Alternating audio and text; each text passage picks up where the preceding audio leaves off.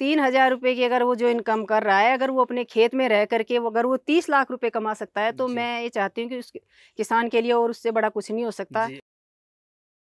हमारे साथ सीकर जिले की एक ऐसी महिला है जो खेती करके आज लाखों रुपए महीने के कमा रही है और महिलाओं के लिए एक प्रेरणा स्रोत भी वो बन रहे हैं। तो आज उनसे हम मुलाकात करवाने जा रहे हैं। राम राम सर। राम राम सर। हमारे सभी दर्शकों की तरफ से आपका बहुत बहुत स्वागत है। धन्यवाद सर। और सबसे पहले तो मैं आपको बधाई देना चाहूँगा कि आज भी हमारे देश में जो गांव है, हम जैसे कि हम गांव से बिलोंग करते हैं, तो गांव में ये माना जाता है कि महिलाओं का काम है कि वो घर में जो घर का कामकाज है वही संभाले। लेकिन जैसे हमने आपका फार्म देखा और आपकी जो कहानियां है, आपका जो फार्म विजिट किया वो सुनी हमने, तो वास्तव में हमें लगा कि महिलाएं पीछे नहीं हैं और आज आप पुरुषों के तरह आप कंधे से कंधा मिलाकर चल रहे हैं और एक इनकम जनरेट कर रहे हैं। तो वो कहीं ना कहीं हमारे लिए गर्व की बात है और प्रणाम करते हैं हम ऐसी महिलाओं को जो पुरुषों की बराबर में खड़ी है। सबसे पहले मैं चाहूँगा कि आप हमारे दर्शकों को आपका इंट्रोडक्शन दे दीजिए, आपका नाम और आप कहाँ से बिलोंग करते हैं। राम राम किसान भाइयों, मेरा नाम संतोष खेदड़ है। मैं गांव बेरी, जिला सीकर, राजस्थान की रहने वाली हूँ। संतोष जी, आपकी क्वालिफिकेशन क्या है? सर, मैंने 10th क्लास तक पढ़ाई की है और पढ़ाई जब मैं करती थी तो मुझे यही लगता था कि मुझे खेती में ज़्यादा अनुभव था, क्योंकि मैं खेत में ही काम करना चाहती थी और आज मैं खेती में ही बड़ी हूँ। क्योंकि मुझे खेती से पहले शुरू से भी लगाव था। जब मैं स्कूल में जाती थी तो खेत का काम करके बाद में स्कूल में जाती थी। आप जो ये खेती कर रहे हैं तो आपको ये प्रेरणा कहाँ से मिली? ये शुरू में मेरे पति होमगार्ड की नौकरी करते थे, जी। तो ये खेती में कुछ नहीं होता था जी। क्योंकि इसमें हम बाजरा ही बोते थे तो सामने आती थी खेती। क्योंकि कहते हैं खेती हमें कुछ नहीं दे सकती और सामने ही आती है। तो यही सुना था, तो फिर मैंने सोचा क्यों ना अलग हट के करें, क्योंकि अलग हट करेंगे तभी हमें कुछ इनकम होगी। तो मेरे पति ने कहा कि कौन से पेड़ लगाने चाहिए, तो मैंने सुना था कि अनार, एक अनार 100 बीमार, तो अनार की खेती सबसे अच्छी है। तो फिर मैंने कहा अनार ही लगाते हैं। तो हमने उद्यान विभाग से सीकर से अनार की पौध ली जो सब्सिडी पे मिलती थी। तो हमने 2008 में ये अनार के प्लांट लिए, 220 प्लांट हमें मिले थे और वो हमने अपने 5 बीघा खेत में लगाए थे। लगाने के बाद हमारे पास पानी का कोई कुछ ही नहीं था, सोर्स नहीं था पानी। हाँ, इसलिए हमने पहले ट्यूबवेल बनवाया और फिर इंजन सेट से हमने 5 साल तक इन पेड़ों को पाला है। और फिर हमने ड्रिप सिस्टम लगाई, क्योंकि इतना पानी हम व्यर्थ करते हैं तो इसलिए ड्रिप सिस्टम से हम अपने पानी को भी बचा सकते हैं, इसलिए हमने फिर ड्रिप सिस्टम लगाया था। तो मतलब आप 2008 में स्टार्टिंग में आपने 220 पौधों से ये जो खेती की है वो शुरुआत करी जी। इसके पीछे कोई कहानी है जहाँ से आपको प्रेरणा मिली? ऐसी कोई वाक्य आप दर्शकों को बताना चाहेंगे? हाँ, इसके पीछे ये कहानी थी, क्योंकि गरीबी इंसान को हर कुछ सिखाती है। तो मेरे पति वहाँ रहते थे तो उन्होंने बगीचा लगा रखा था। तो उन्होंने इनको ये कहा कि भाई तू इस 3,000 रुपये की नौकरी से क्या कमाएगा, तो क्यों ना तू अलग हटके कर। तो इन्होंने कहा साहब आपने अनार लगा रखे हैं। तो इन्होंने वहाँ जाके देखा, करौली में लगे थे, तो वहाँ खूब सारे अनार लगे थे। तो उस समय भाव भी था 250 रुपये था। तो ये सोच करके ही हमने प्लांट लगाए थे और उसी के साथ हमने, हमारा गैप उस समय 15 बाई 15 का था। तो खेती को हमें जितना बढ़ाएंगे उतना ही बढ़ सकती है। तो जो बीच का गैप था उनमें हमें 15 बाई 15 पे हमने फिर बीच में मौसमी लगा दी थी।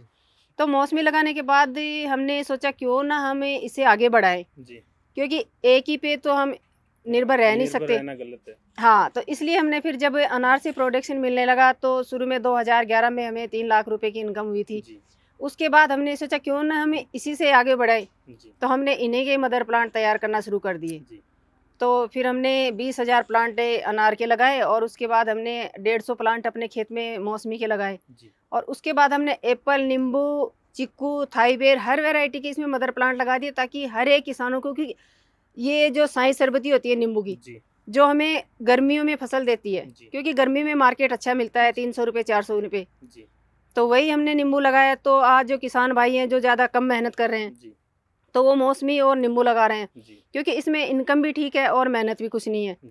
तो इसलिए हमने हर वैरायटी के अपने ही खेत में पौध तैयार करना शुरू कर दी। तो किसान पौध भी तैयार कर रहे हैं? जी, क्योंकि उससे किसान भाइयों को ओरिजिनल क्वालिटी की पौध चाहिए। हाँ, ये भी एक समस्या है कि किसान अदर स्टेट से भी पौधे लाते हैं और वो वहाँ से उनके साथ में काफ़ी सारी धोखाधड़ी भी होती है। तो ये भी किसानों के लिए एक प्लेटफॉर्म आपने तैयार किया, वो भी बहुत जी। अच्छी बात। अपने फार्म के बारे में थोड़ा सा ओवरव्यू दे दीजिए कि आपने किस हिसाब से क्या क्या लगा रखा है। किसान भाइयों, आपको ये होता है कि खेती जो है घाटे का सौदा है, जी। ये मत मानो। बिल्कुल बिल्कुल, ये जी, कहावत है ये कहावत है कि घाटे का सौदा है। जी। अपने बच्चों को सरकारी नौकरी के लिए भगा रहे हैं सही बात कि भाई खेती में रह के क्या करोगे, हमने भी इतने सालों कमा लिया, कुछ नहीं मिला। जी। तो इसलिए ऐसे किसान भाइयों की सोच अब बदल चुकी है, क्योंकि हर एक किसान भाई नौकरी पे न जाके अपनी खेती में कमा रहा है। जी। खेती एक ऐसी चीज है जिसमें हम 2 गुना लाभ कमा सकते हैं। बिल्कुल कहते हैं ना, इसमें अगर जितनी मेहनत करेंगे उतना हम कमाएंगे। जी, सही बात। तो हर एक किसान भाई अब इस खेती से जुड़ चुका है। और हमने अपने इस 5 बीघा में ही लगाए थे, जी और इस 5 बीघा में लगा करके हमने 220 अनार के लगाए थे, जी और 150 इसमें मौसमी के लगा दिए, 100 एप्पल के लगा दिए, क्योंकि शुरुआत में कहते हैं कि जम्मू कश्मीर में होता है जी एप्पल, जी, बिल्कुल बिल्कुल। और वही हमने आज राजस्थान में तैयार करके अच्छा, दिखाया है। आपने यहाँ पे एप्पल लगा रखा है और जी। एप्पल प्रोडक्शन दे रहा है। एप्पल प्रोडक्शन दे रहा है। हमारे पास 2016 में प्लांट आया था, जी। आज उसका प्रोडक्शन हो रहा है 20 से 25 किलो तक एवरेज आ रहा है। कितने साल हो गए आपको एप्पल का प्रोडक्शन लेते हुए? उसे हमें आज 2016 में मिला था वो, और 3 साल हो गए, आज 4 साल हो गए उसके प्रोडक्शन लेते हुए। जी। मैं चाहती हूँ कि हर एक किसान भाई जब पौध लगाता है तो उन्हें ड्रिप सिस्टम जरूर लगाना चाहिए, क्योंकि ड्रिप सिस्टम से हमारा जो पानी है वो व्यर्थ नहीं होगा, हमारा व्यर्थ नहीं। पेड़ है वो अच्छी तरह ग्रोथ करेगा, और इसकी जो जड़ें होती हैं जी। वो खराब हो जाती हैं। जी। और ये जो किसान भाई है रसायन अपने खेतों में डाल रहे हैं, जी। तो उन्हें उनके जो पेड़ हैं वो बिल्कुल डैमेज हो रहे हैं। बिल्कुल। वो ज़्यादा से ज़्यादा 5 साल तक फल देंगे, जी। उसके बाद वो ख़त्म हो जाएंगे, जी। और उनका ना ही मार्केट में भाव है, जी। क्योंकि रसायन डालने से उसका जो फल है जी। वो 2 या 3 दिन तक ही ठहराव करेगा। बिल्कुल सही बात है। और हमारा जो हमने ये जैविक तरह ये कर रखा है अपना जो, ये जो आपने जो पूरा फार्म है वो अपना जैविक डेवलप कर रखा है। हाँ जी, इसकी हमारी ये खासियत है कि इसमें जैविक तरीके से करने से हमारा जो फल है,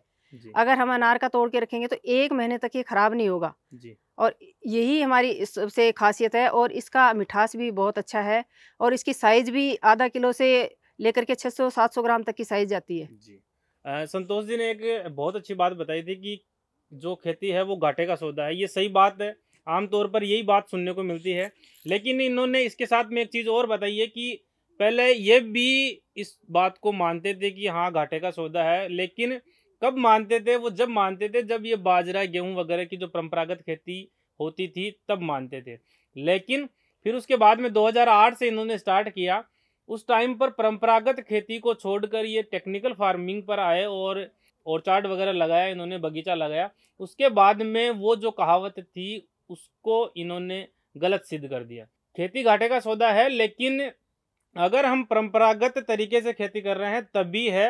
अगर थोड़ा सा हटकर वो जो लकीर बनी हुई है उससे हटकर अगर हम खेती करेंगे तो खेती घाटे का सौदा नहीं है, जैसा कि इन्होंने सिद्ध कर दिया है।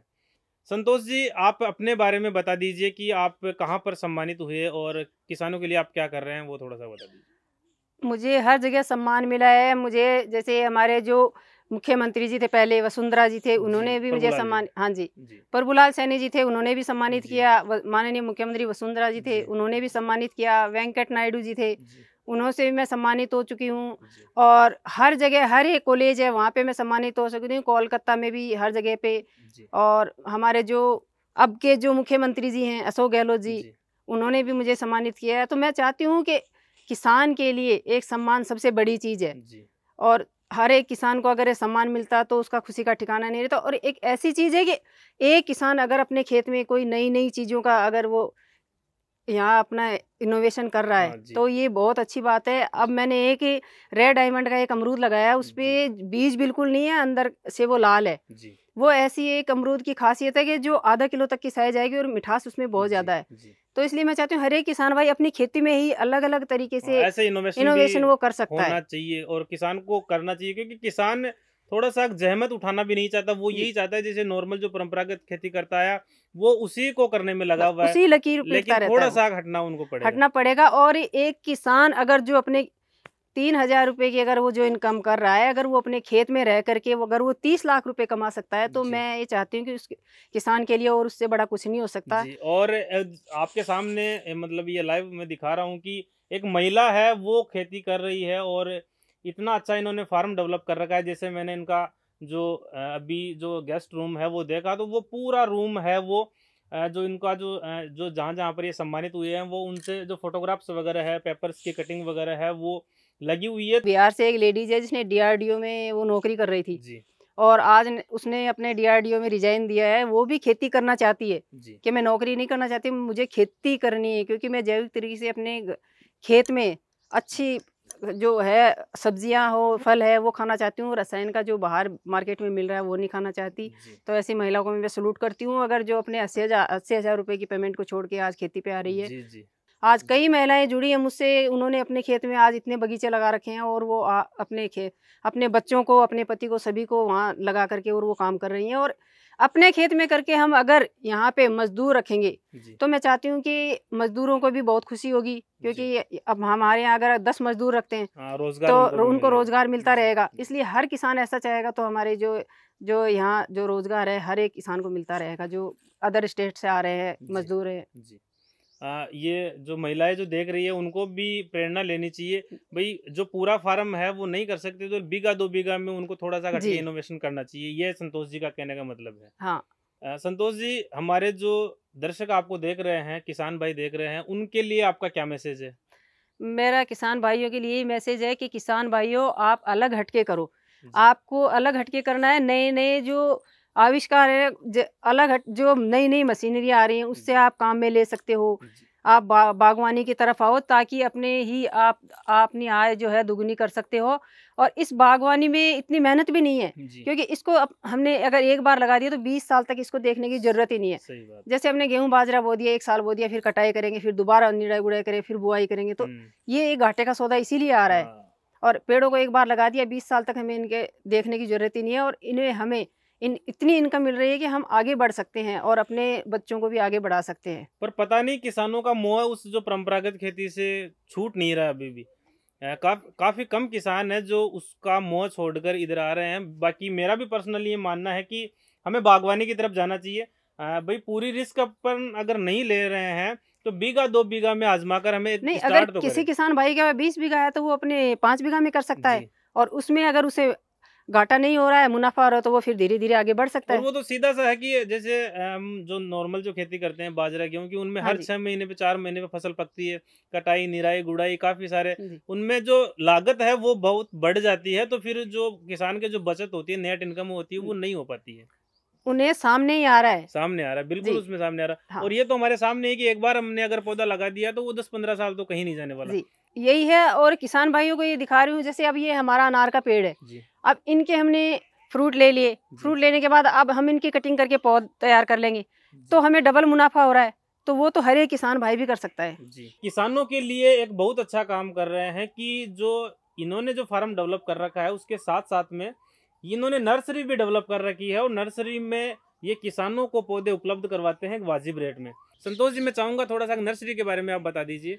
नर्सरी का क्या सिस्टम है, कौन कौन से पौधे आपने लगा रखे हैं, किस हिसाब से आप किसानों को देते हैं? हमने हर प्रकार के हमारे जो नर्सरी है इसमें पेड़ लगा रखे हैं, और हर एक किसान भाइयों को उपलब्ध करवा रहे हैं। उपलब्ध कराने के बाद किसान भाइयों को मैं ये भी हर एक बताते हैं कि भाई आपको किस तरह से पेड़ लगाना है। किसान को लेने से ही कुछ नहीं होता है, किसान को लगाने का तरीका भी आना चाहिए। मतलब प्रोडक्शन दिलवाने तक आप उनको गाइड करते हैं उनको। और हर एक किसान भाइयों को मैं ये बताना चाहूँगी कि यहाँ आने में किसी को दिक्कत नहीं होगी, क्योंकि हमने अपना जो वेबसाइट है वो भी बना रखा है, शेखावाटी कृषि फार्म एवं उद्यान नर्सरी के। उसमें अगर वो लोकेशन डालेंगे तो अपने आप आ जाएगी। तो हर एक किसान भाई यहाँ अपने आप आ सकता है। और बरसात के दिनों में और फरवरी मार्च के अंदर किसान भाई आते हैं और वो यहाँ पर ट्रेनिंग लेते हैं। और मैं चाहूँगी कि हर एक किसान भाई आकर के पहले जहाँ से ही पौध खरीदे तो वहाँ देखे पहले, तो उन्हें देख करके बाद में ही पौध खरीदे। अगर उन्हें 5 साल तक वेट करना पड़े तो वो बहुत घाटे का सौदा हो सकता है। आपने जो नर्सरी है वो रजिस्टर्ड नर्सरी कर रही है, और हमारी जो ये नर्सरी है रजिस्टर्ड है। हर एक किसान भाई चाहे अदर स्टेट कहीं पे भी लेके जाए उन्हें सब्सिडी मिलेगी, और एक किसान भाइयों को सब्सिडी मिलना बहुत जरूरी है। बिल्कुल, किसानों के लिए सब्सिडी मिलना बहुत जरूरी है, और सब्सिडी के लिए नर्सरी का रजिस्टर्ड होना भी जरूरी है। तो इनकी जो नर्सरी है वो रजिस्टर्ड भी है, तो आप यहाँ से पौधे ट्राई कर सकते हैं। और इनके फार्म तक पहुंचने में आपको दिक्कत भी नहीं होगी। आप ऑनलाइन सर्च करेंगे गूगल वगैरह पे, जो मैप वगैरह पे इनकी आपकी लोकेशन है वो फार्म की मिल जाएगी। यहाँ जो अपनी खाद बना रही हूँ वो भी अपनी देसी गाय रख करके उसमें जीवामृत है, डीकम्पोजर है, और हमारा जो जीवामृत है, पंचामृत है, वो सब हम अपने घर पे ही बना रहे हैं, क्योंकि किसान के पास बचत किस चीज़ की है, वो अपने घर पे बनाएगा, उसी चीज़ की बचत है। बाजार से अगर हम कुछ लाते हैं तो हमारे पास बचत कुछ भी नहीं रहेगी, बचत में से जाएगा जी, वो बचत में से जाएगा। किसान की जो आय कम होने का एक सीधा सा कारण ये भी है कि किसान के उत्पादन की लागत है वो बहुत ज्यादा हो जाती है, और हर एक किसान भाई ये सोचता है कि चलो हमने फसल तो ले ली, लेकिन अब उसको बेचेंगे कहाँ, तो उसका मार्केट भी किसान अपने खेत में बना सकता है। जिस तरह से हमने बना रखा है, हमारे जो फल है हमें कहीं मार्केट में ले जाने की जरूरत ही नहीं है, क्योंकि हर एक यहीं से आके खरीदता है, क्योंकि रसायन का कोई खाना ही नहीं चाहता। इसलिए मैं चाहती हूँ किसान भाइयों, आप पेड़ लगाओ, आपको बेचने की दिक्कत ही नहीं आएगी कहीं पे, हर एक यहाँ पे आपके ही खेत में आकर के ले जा सकता है। तो इसलिए मैं चाहती हूँ हर एक किसान भाई अपने घर पे ही वो खाद है, स्प्रे है, वो सब तैयार कर सकता है, उन्हें कोई दिक्कत भी नहीं। जो अगर ऐसा किसान भाई करेंगे तो उनके उत्पादन की लागत है वो ऑटोमेटिकली कम हो जाएगी। किसान के थोड़ी सी भी अगर समस्या आती है, जैसे आज ये अनार का पौधा है, इसमें अगर थोड़ी सी भी समस्या आएगी, वो बाजार में जाएगा तो एक झोला भर के दवाइयों का लेके आएगा, और वो बिल उसका जो बनेगा वो किसान को पे करना है, तो वो सीधा सा उसकी जो बचत है उसमें से जा रहा है, उसी में से जा रहा है। किसान वो रसायन वो उसी के पेट में जा रहा है, रसायन उसके पेट में जा रहे हैं। फिर जो जमीन की जो क्वालिटी खराब हो रही है वो एक अलग चीज है। तो मेरा भी किसानों को यही कहना है कि आपको थोड़ा सा ये मेहनत तो उसमें जरूर होगी, लेकिन आपकी जो आय है वो बढ़ेगी, और आपके लिए स्वास्थ्य के लिए भी अच्छा रहेगा, और आपका जो जमीन का स्वास्थ्य है वो भी अच्छा रहेगा। मेरे पास अलग दूर दूर स्टेटों से किसान भाई आ रहे हैं, यूपी, बिहार, कोलकाता और अलग हरियाणा है। तो हरियाणा की साइड भी बहुत से लोगों का रुझान हुआ है कि क्योंकि वहाँ पे जो कपास बोते हैं, तो कपास है, गेहूं है, इनमें रसायन ज़्यादा डाल रहे हैं, तो वो उससे छोड़ करके वो बागवानी में आना चाहते हैं, क्योंकि वो अपने खेत को बचाना चाह रहे हैं।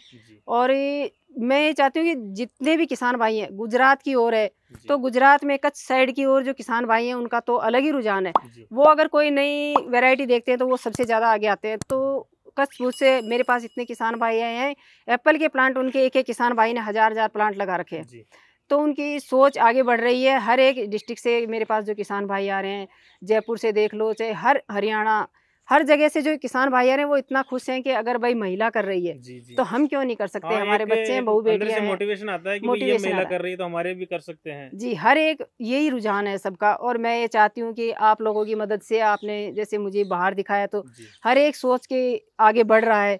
और हमारी नर्सरी में आप देख सकते हैं, आपको ऐसा सेफ पेड़ मिलेगा, कोई भी बिना रोग रहित मिलेगा, और उसे लगाने के बाद तीसरी साल लगने को, तो लगाने के बाद ही फल स्टार्ट हो जाते हैं, लेकिन हमें उनको 2 साल तक तोड़ना पड़ेगा, क्योंकि 2 साल तक तोड़ेंगे इसलिए वो पेड़ ग्रोथ कर जाएगा। उसके बाद हम फल ले सकते हैं, उसकी हमारे पास गारंटी है। ये नहीं है कि लगा दिया और उस पर फल नहीं आएंगे।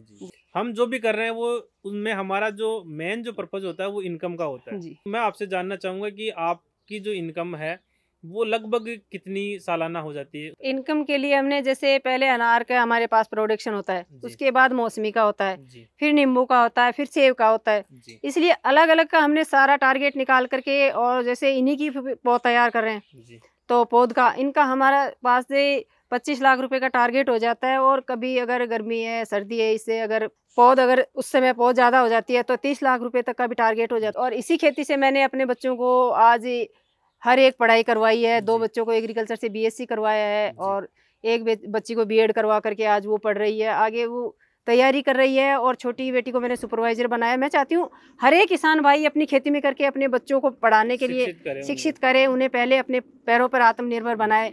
और लड़के को मैंने एग्रीकल्चर से बीएससी करवा के इसी खेत में छोड़ा है, क्योंकि तू पढ़ लिख करके नौकरी करके क्या करेगा, तुझे खेती में रहना है, तो खेती में ही अगर तू कमा सकता है तो तुझे नौकरी पे जाने की जरूरत ही नहीं है। और मैं चाहूँगी कि किसान भाई पैसे इकट्ठा ना करे, भाई बच्ची हो गई तो उसके लिए दहेज के लिए, अगर उन्हें दहेज देना है तो वो उन्हें पेड़ दे सकते हैं, ताकि वहाँ पर्यावरण शुद्ध रहे हमारा, और उनको भी इनकम मिल जाए। उसके सास ससुर है, चलो उनको इनकम मिल जाए। मैंने अपनी बेटी को 551 पेड़ दिए थे, तो आज उसके सास ससुर सब उसी में काम कर रहे हैं और उन्हें इनकम हो रही है। तो इसलिए हर एक बराती को 2-2 पेड़ दिए, तो आज वो बराती भी खुश हैं। फिर मैंने छोटी बेटी की शादी की तो ज़्यादा बराती आए, बोले भाई वहाँ जाएंगे हमें अच्छे पेड़ मिलेंगे तो हम बराती में जाके 2-2 पेड़ लेके आएंगे, तो वही हमारे खेत में लगाएंगे, तो वही फिर हुआ, तो उसमें भी हमने बरातियों को पेड़ दिए। बहुत अच्छी बात है, और ऐसी महिलाओं को सैल्यूट है। और जो दूसरी जो महिलाएं देख रही है उनको भी इनसे प्रेरणा लेनी चाहिए कि जब ये कर रहे हैं तो आप भी कर सकते हैं। और पुरुषों को तो प्रेरणा लेनी ही चाहिए, पुरुषों को तो करना भी चाहिए। संतोष जी, आपने हमें समय दिया, इसके लिए आपका बहुत बहुत धन्यवाद। और उम्मीद करूंगा कि किसानों को आपकी ये जो जानकारी है वो पसंद आएगी। धन्यवाद। राम राम।